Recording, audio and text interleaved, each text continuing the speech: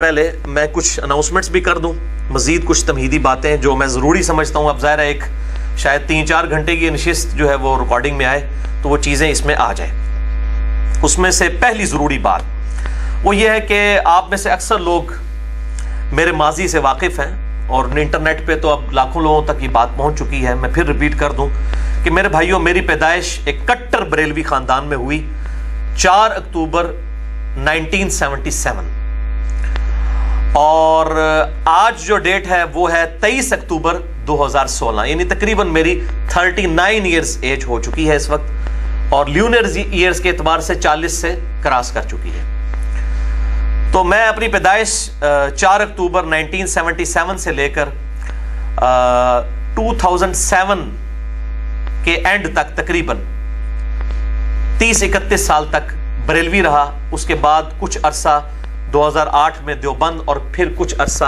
अहले हदीस के साथ भी गुजरा और उसके बाद फिर स्टडी के तौर पर मैंने अहले तशय्युअ को भी बड़े करीब से देखा, उनकी भी चीज़ें सुनी, पढ़ी और देखी और अल्हम्दुलिल्लाह आज भी मैं सबकी बातें सुनता हूँ। जिसकी हक बात है कबूल करता हूँ और जहाँ पर इख्तलाफ है इल्मी तरीके से बगैर किसी कलमा गो मुसलमान की तकफीर किए हुए अपना प्रोटेस्ट उसके सामने रिकॉर्ड करवा देता हूँ। बाकी हक किसी को घोल के पिलाना ये मेरी जिम्मेदारी नहीं है, ये तो अंबिया की जिम्मेदारी नहीं है, उनकी भी जिम्मेदारी है वमा अलैना इल्लल बलाग। तो बात सिर्फ पहुंचा देना ये है जिम्मेदारी।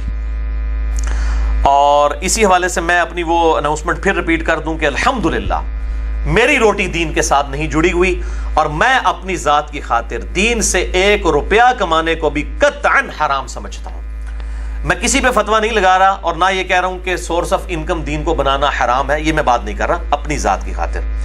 और मैं लानत भेजता हूं किसी भी बैरूनी इमदाद पर, ख्वाह वो सऊदीया की तरफ से आए ख्वाह ईरान की तरफ से आए, कि वो अपने मुल्कों का, अपने फिरकों का अपना एजेंडा हमारे मुल्क के अंदर लॉन्च करें या सब कॉन्टिनेंट इंडिया, पाकिस्तान, बांग्लादेश में। मैं इसके बिल्कुल खिलाफ हूं। किताब व सुन्नत के खिलाफ किसी के एजेंडे को मैं एक्सेप्ट करने के लिए तैयार नहीं। और यही वजह है कि मेरे भाइयों, मैंने फिरका वारियत को 3 तलाकें देकर और 4 तकबीरें पढ़कर हमेशा के लिए दफना दिया है।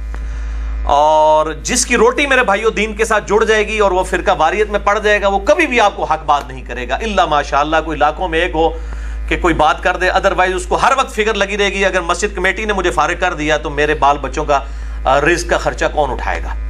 अल्लाह ताला से दुआ करें कि अल्लाह ताला उस दिन से पहले कि हमारी रोटी दीन के साथ जुड़ जाए, अल्लाह ताला हमें ईमान व आफियत के साथ मदीना शरीफ में मौत, बक़ीए गरक़द में मदफन और जन्नतुल फिरदौस में अपने महबूब सल्लल्लाहु अलैहि व आलिहि वसल्लम का पड़ोस अता फरमाए। आमीन।